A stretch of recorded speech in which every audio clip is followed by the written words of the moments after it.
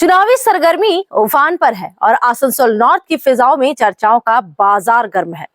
तृणमूल की अंदरूनी हलचल पर तो हमने विस्तार से बात की ही है, लेकिन आज फोकस उस पार्टी पर है जो इस बार खेला करने के मूड में दिख रही है। जी हाँ, आज बात होगी आसनसोल नॉर्थ में बीजेपी की चुनावी खिचड़ी की।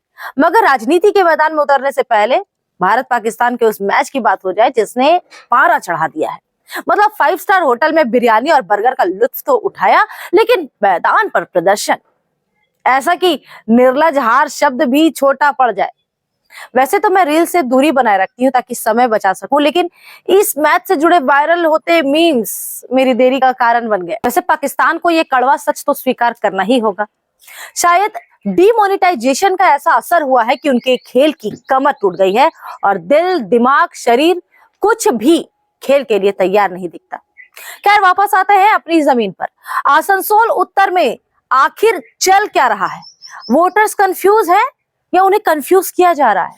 जनता पहले से ही किस पार्टी का साथ दे और किसका सुपड़ा साफ करे इसी बीच उलझी हुई थी और अब इन नेताओं के बीच उलझ गई है, यानी उनकी उलझन अब डबल हो गई है। इन नेताओं के डायलॉग भी किसी फिल्म से कम नहीं होते। पहले कहेंगे संगठन का जो निर्देश होगा वो सिर मत्थे पर रहेगा, और जैसे ही टिकट के रेस में पिछड़ जाते हैं वही नेता संगठन की जड़ों में मट्ठा डालने लगते हैं। फिलहाल आसनसोल नॉर्थ में भारतीय जनता पार्टी के अंदर रेस दो चेहरों के इर्द गिर्द सिमटी हुई नजर आ रही है, कृष्णा प्रसाद और कृष्णेंदु मुखर्जी। साल 2021 में कृष्णा प्रसाद ने एड़ी चोटी का जोर लगाया था टिकट पाने के लिए, लेकिन आखिरी वक्त पर पार्टी ने कृष्णेंदु मुखर्जी पर दांव खेल दिया और नाराजगी उनकी इतनी बढ़ गई कृष्णा प्रसाद की कि उन्होंने सारे नाते रिश्ते तोड़ दिए थे बीजेपी से। अब बात करते हैं कृष्णेंदु मुखर्जी की। पिछली तैयारी थी उनकी आसनसोल साउथ को लेकर के, उन्हें उम्मीद थी कि आसनसोल साउथ से उन्हें पार्टी टिकट देगी, लेकिन पार्टी ने सीधे उन्हें उतार दिया आसनसोल नॉर्थ में। सूबे के कद्दावर नेता मंत्री मलय घटक के सामने थी उनकी सीधी टक्कर और नतीजा हम सबके सामने रहा। मलय घटक को मिले थे 1,09,31 वोट, जबकि कृष्णेंदु मुखर्जी को 79,821 वोट। हार का अंतर था 21,110 वोटों का। राजनीतिक विश्लेषक मानते हैं कि अगर बीजेपी की अंदरूनी गुटबाजी आड़े नहीं आती तो ये सीट बीजेपी की झोली में हो सकती थी, और इस बार भी वही स्थिति बनती हुई दिख रही। कृष्णेंदु मुखर्जी और कृष्णा प्रसाद दोनों ही अपनी दावेदारी को लेकर कॉन्फिडेंट हैं और जनता के बीच अपना ऑरा बिखेर रहे हैं। बीजेपी यहां अपनी जीत सुनिश्चित मान रही है और इसके पीछे एक बड़ा तकनीकी कारण है SIR के दौरान ड्राफ्ट लिस्ट से 42,653 नामों का कटना।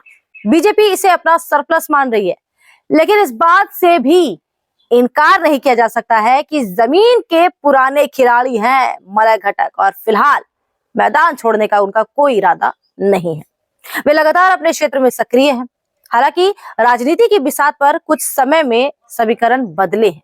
चर्चा है कि मलय घटक का जो अपना किला रहा है अब उसी के भीतर कुछ दरारें पैदा करने की कोशिशें तेज हो गई हैं। एक खास गुट अब सक्रिय हो चुका है जिसका एकमात्र एजेंडा उनकी राजनीतिक शक्ति को कमजोर करना है। ये लोग पर्दे के पीछे से एक ऐसा माहौल तैयार कर रहे हैं जो मलय घटक के खिलाफ जाता दिख रहा है। हर मुमकिन कोशिश की जा रही है कि अगर वे इस बार आसनसोल नॉर्थ से मैदान में उतरते हैं तो उनके लिए राह उतनी आसान नहीं रहेगी जितनी पिछली बार थी।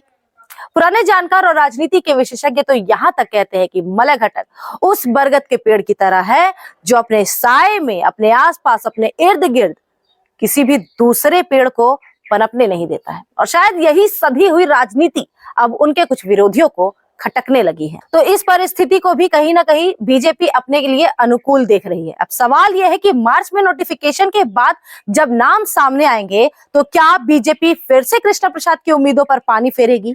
क्या कृष्णेंदु मुखर्जी पर दोबारा दांव लगाएगी, या फिर किसी न्यूट्रल चेहरे की तलाश की जा रही है ताकि टकराव की नौबत ना आए? आपको ये बता दूं कि ये विश्लेषण जन चर्चाओं पर आधारित है जिसमें बदलाव की पूरी गुंजाइश है। आपको क्या लगता है, बीजेपी का अंतःकलह उसकी हार की वजह बनेगा या कोई नया समीकरण सामने आएगा? कमेंट में अपनी राय हमें जरूर दें। और हाँ, चर्चा तो हमने कर ली, अब थोड़ी जिम्मेदारी आप भी ले लीजिए। अगर आपको लगता है कि इस विश्लेषण में दम है तो लाइक वाला बटन दबाने में कृपया कंजूसी ना करें। और हाँ, ये जानकारी सिर्फ अपने तक सीमित ना रखें, अपने दोस्तों के साथ भी शेयर कीजिए, परिवार के साथ शेयर कीजिए, ताकि उन्हें भी पता चले कि आसनसोल में क्या पका रहे हैं नेताजी। अगर आप चाहते हैं कि बंगावाज की गूंज आपके फोन में भी सुनाई दे तो चैनल को सब्सक्राइब कर लीजिए और घंटी बजाना मत भूलिएगा। फेसबुक वाले दोस्तों पेज को फॉलो कर लीजिए ताकि हमारी मुलाकात बार बार होती रहे। मिलते हैं अगले वीडियो में एक और सीट के विश्लेषण के साथ। आप देख रहे थे बंगावाज, मैं हूं श्वेता पांडे। नमस्कार।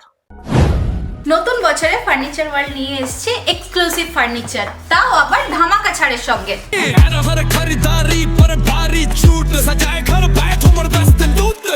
পুজো মন্দির, ড্রেসিং টেবিল, ওয়ার্ড্রপ, 3 ডোর, 2 ডোর, আলমারি, ডাইনিং টেবিল ও শুজ ড্রয়ার বিশাল সম্ভারের সঙ্গে। তাই এই নতুন বছরে আপনার ঘর সাজান স্বপ্নের থেকেও সুন্দর করে ফার্নিচার ওয়ার্ল্ডের সঙ্গে। Furniture world, GT road, Shani मंदिर के सामने, नूरुद्दीन रोड, आसनसोल।